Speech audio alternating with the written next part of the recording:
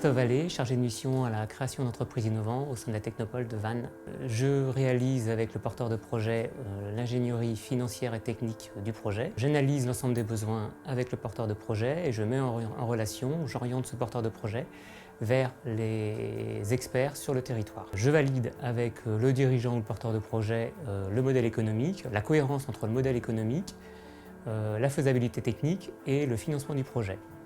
J'accompagne ce dirigeant ou ce porteur de projet vers les institutions dans le cadre de financement public ou d'insertion dans l'incubateur Bretagne, Émergis Bretagne. Marie-Gabrielle Capodano, fondatrice gérante de la société Spirubrez, qui est née en mai 2014. L'activité de Spirubrez est de développer une spiruline. C'est une cyanobactérie vieille de 3,5 milliards d'années qui se développe dans des lacs d'eau saumâtre bien spécifiques. Pour autant, l'activité propre de Spirubrez et le défi a été de le développer 100% à l'eau de mer. Les clients sont à destination diverses, autant dans la nutrition, dans la gastronomie, dans la cosmétique ou dans la thalassothérapie ou dans des produits encore dérivés. Aujourd'hui, j'ai d'ailleurs un client principal, un client phare, qui est le Miramar Hôtel Spa du Krusty. Aujourd'hui, Spirubrez sera lancé véritablement commercialement parlant le 4 juin prochain. L'ensemble de la gamme Spirubrez sera déployé au sein de cet hôtel Thalasso et Spa. À ce jour, Spirubrez est la seule à faire de la spiruline à l'eau de mer. Toute la biblio nous a montré que nous étions les seuls même au monde. Mais j'imagine bien que ce train d'avance, un jour, ne le sera plus. Donc il faut profiter de cette avancée.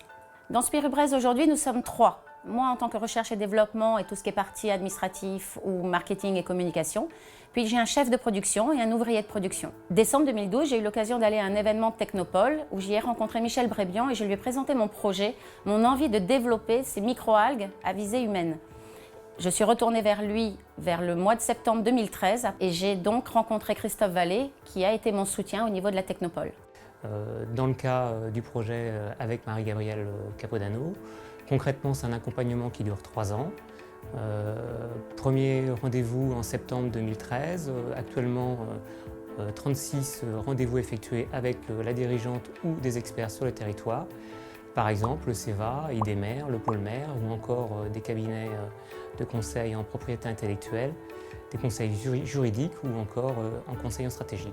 Les avantages que j'ai eus à être soutenue par la Technopole ont été d'être plus crédible lorsque je me déplaçais vers une institution ou lorsque je présentais un dossier, parce que le dossier en lui-même était beaucoup mieux structuré, et notamment lorsque j'ai présenté des demandes d'aide à la Fondation Guillaumard ou au Conseil général en tant qu'antécréation ou à la région pour pouvoir obtenir une aide pour le dépôt de brevet. Sur l'accompagnement tout court, je pense que quand on est seul, on n'arrive pas à grand-chose. On peut avoir la plus belle des idées, il n'empêche que si elle n'est pas mise en valeur, on n'y arrive pas. Mais ce que j'ai trouvé à la Technopole, c'est plus qu'un soutien professionnel, c'est un soutien humain.